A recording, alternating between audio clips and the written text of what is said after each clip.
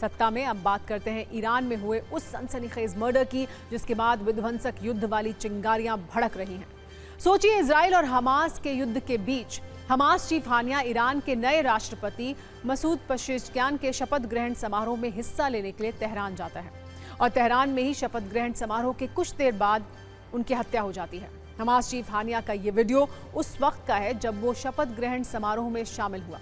इस दौरान death to Israel, death to America के नारे भी लगे थे। इस नारेबाजी के कुछ ही घंटों के बाद इस जगह से कुछ ही दूरी पर हानिया की हत्या हो गई। ये किसी फिल्म की कहानी नहीं है, बल्कि वो हकीकत है जिसमें युद्ध वाली आग भी है। इसे आप ऐसे भी समझ सकते हैं कि ईरान के कौम में जागरण मस्जिद के गुंबद पर लाल झंडा लगाया गया है। ये लाल झंडा बदला लेने का एक प्रतीक माना जाता है, जो बढ़ते तनाव और इजराइल के खिलाफ संभावित जवाबी हमले का संकेत भी है। अब आपको 7 खबरों से बताते हैं कि आखिर ईरान और इजराइल के बीच चल क्या रहा है।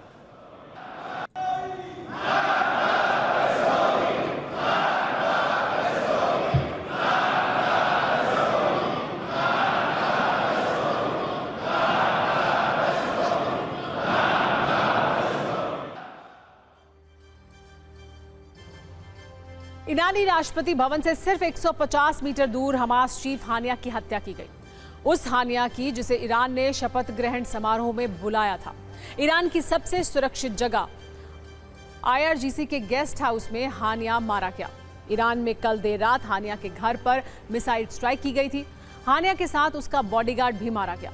हानिया के खात्मे के बाद तेहरान में ईरान के सुप्रीम लीडर खामेनेई के घर इमरजेंसी बैठक बुलाई गई। ईरानी विदेश मंत्रालय ने धमकी भरे अंदाज में कहा कि हानिया का पवित्र खून व्यर्थ नहीं होगा। वहीं हमास ने इस्माइल हानिया को शहीद घोषित किया है। मतलब ये कि हमास हर कीमत पर हानिया का बदला लेना चाहता है और इसमें उसे ईरान का भरपूर साथ भी मिलने वाला है। वैसे आपको बता दें, कल हानिया को अंतिम विदाई तेहरान में दी जाएगी। शुक्रवार को दोहा में उसे दफनाया जाएगा।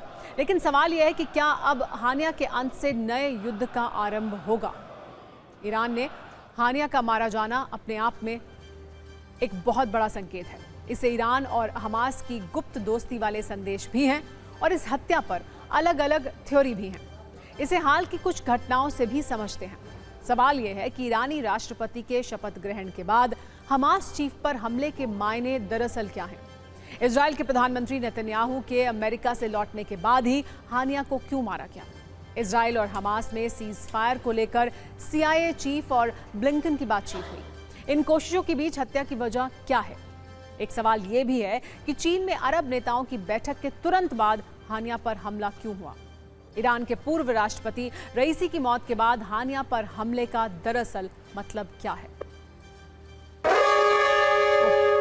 तो सत्ता में आज का टाइम खत्म हो गया। सभी न्यूज मित्रों से हमारी न्यूज रिक्वेस्ट है कि वो सत्ता की न्यूज रील्स को ज्यादा से ज्यादा शेयर करें। नमस्कार।